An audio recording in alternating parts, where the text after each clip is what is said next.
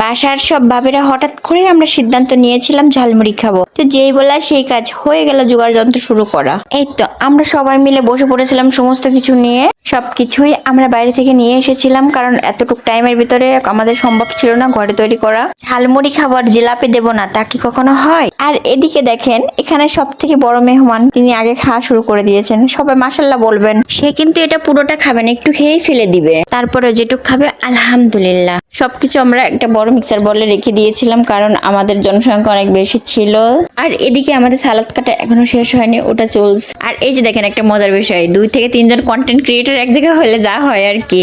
আমিও ভিডিও করছি, ওই পাশ থেকে ভাবিও ভিডিও করছি। এই পর্যায়ে এসে আমরা সবকিছু একসঙ্গে খুবই সুন্দর করে মিক্স করে ফেলেছিলাম। এই তো এবার হচ্ছে মুড়ি অ্যাড করার পালা। মুড়িগুলোকে ভালো করে এপাশ ওপাশ করে নেওয়া হচ্ছিল, যেন সমস্ত কিছু মুড়ির সঙ্গে অ্যাডজাস্ট হয়ে যায়, ভালোভাবে মিশে যায়, খেতেও যেন মজা লাগে। কি কিছু কি চোখে পড়েছে? হ্যাঁ অবশ্যই পড়েছে। এক পর্যায়ে এসে মনে পড়লো আমরা সরিষার তেল দিতে ভুলে গিয়েছি। তো আমরা সরিষার তেল দিলাম। এবার সবাই মিলে ঢং করে একটু ভিডিও করে নিচ্ছিলাম, সবার হাতে এক জায়গায় করে এক মুঠো করে মুড়ি নিয়ে। এই জিনিসটা আমরা সবাই মন থেকে খুবই আনন্দ করেছি। বাচ্চাদের নিয়ে একসাথে এভাবে খাওয়ার মজাই অন্যরকম। ভিডিওটি ভালো লাগলে লাইক কমেন্ট করবেন, আর বেশি ভালো লাগলে সাবস্ক্রাইব করবেন।